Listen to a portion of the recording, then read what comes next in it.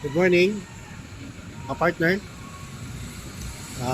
Tayo ay pupunta ng Dipakulaw, Aurora, Baler at Nueva Ecija. At eto nga, tayo ay babiyahe. Kaya kumanda ng mga swackers sa lugar na yan. At papasyalan natin sila.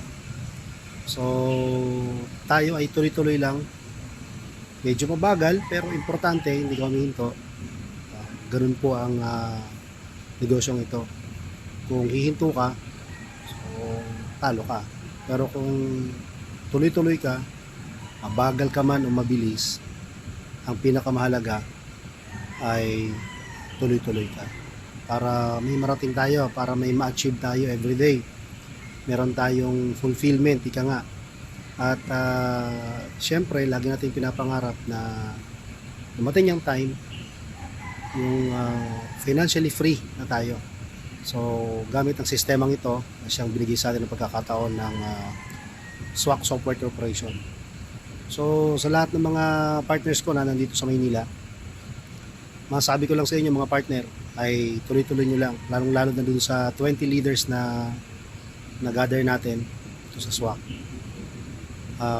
I-secure ninyo yung mga tao na kailangan nyong makuha, lalo tigit mga kamag-anak natin. Di madali ang daan patungo sa iyong mga pangarap. Grabe, zigzaggers. Ito ang biyahe natin patungong Baler. Totoo no, yung kanta na yan na hindi nga talaga madali. Maraming sirang kalsada, ginagawa, o kaya naman zigzag, paakyat, pababa. Yung pababa, mga partner, kung bibilisan mo ay hindi rin maganda. Ganon din sa paakyat, dapat hindi mo rin bibilisan dahil kung may makakasalubong ka dahil medyo makipot ang daan, pwedeng may mangyari. Kaya kailangan smooth ka lang. Ayan. Tapos tuloy-tuloy ka lang. Hindi mo kailangan magmadali. Makakarating at makakarating ka din sa patutunguhan mo. Maliban na lang kung hihinto ka. Para sa pag-abot sa pangarap, dapat tuloy-tuloy ka lang. Huwag mong hayaan na ma-stuck ka o maging stagnant ka na lang. Alright mga partner, nandito tayo ngayon sa bayan ng Baler at makikita niyo itong lumang simbahan na ito. Alam niyo ba na ito ay more than 100 years, no?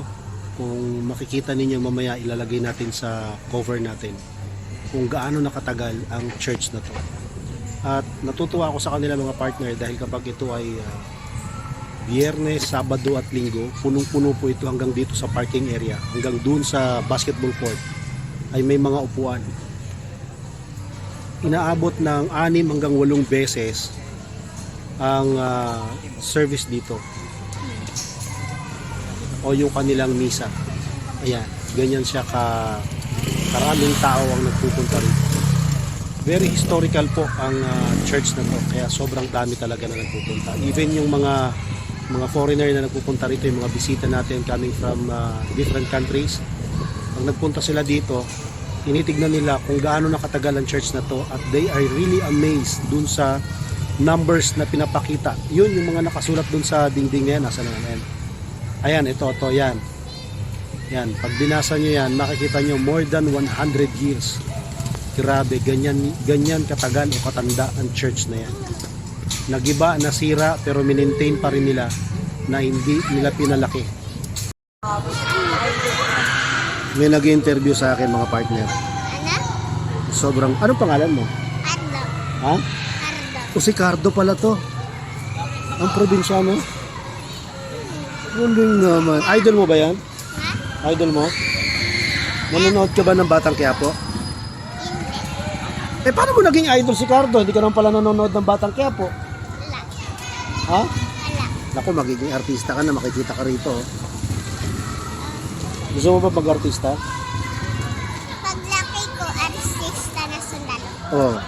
Artista daw na sundalo mga partner. Paglaki niya. Bakit? Paano ka lalaki? Ha?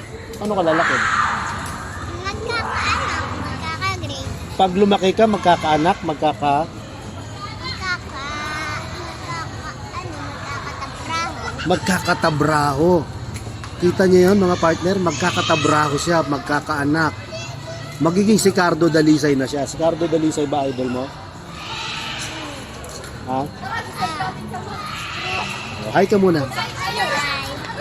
Sabihin mo gusto mo maging artista. Gusto ko maging artista. Katulad ni Cardo. Cardo. Pero hindi siya nanonood ng Batang Quiapo. Ano pinapanood mo? Ha? Yung probinsyano lang. Ay, sa TikTok lang pala niya napapanood. Mga kaibigan, si Cardo, kaya kanta. Oh, dali, ano kanta ni Cardo? Kanta ko Ay, ay... wag parang bukid ah. Hindi. Sige. Oh, ano? Amin sisibat kanto. Kriminal natural. Kutalan na... Oh.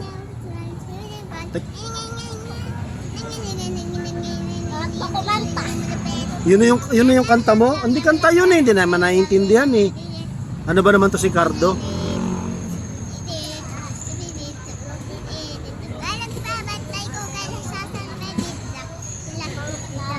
Grabe mga bata dito sa Baler.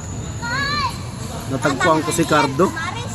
Kung sa laki ng Baler mga partner, si Cardo pa natagpuan ko. Na-reincarnate pa siya, tiga mo.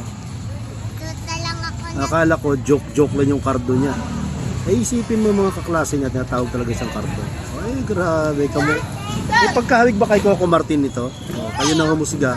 Coco Martin? Coco Martin, Cardo eh. Oh, Ay, Coco Melon. Coco Melo. Coco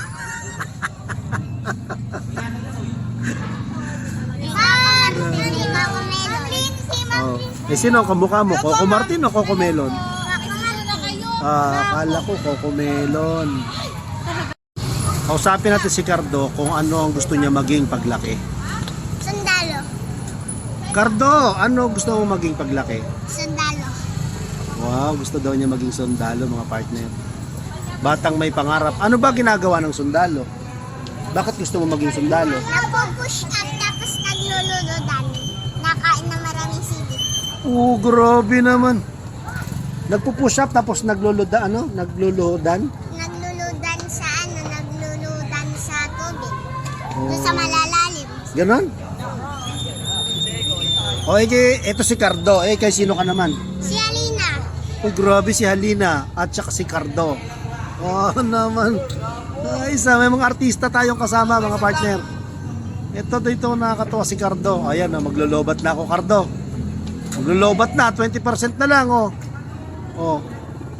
O, anong sasabihin mo sa mga manonood? O, kung halimbawa, kay sikat na, ano sasabihin mo sa mga manonood, oh? Ano sasabihin mo sa kanila? Mag-subscribe. Mag-subscribe, oh. Tandaan niyo mga partner. Mag-subscribe, mag-like at Follow. follow. At saka, share. Galing mga partner, kita niyo naman. May nagpo-promote. Ang nagpo-promote si Cardo. Kahusay naman ni Cardo. Gusto maging sundalo paglaki, ano? Good morning, good morning, good morning. Okay mga partner, nandito tayo sa Dipakulaw, Aurora. Ayan, punin niyo yung paligid ha. Ito po nakakatuwa mga kapatid, mga partner.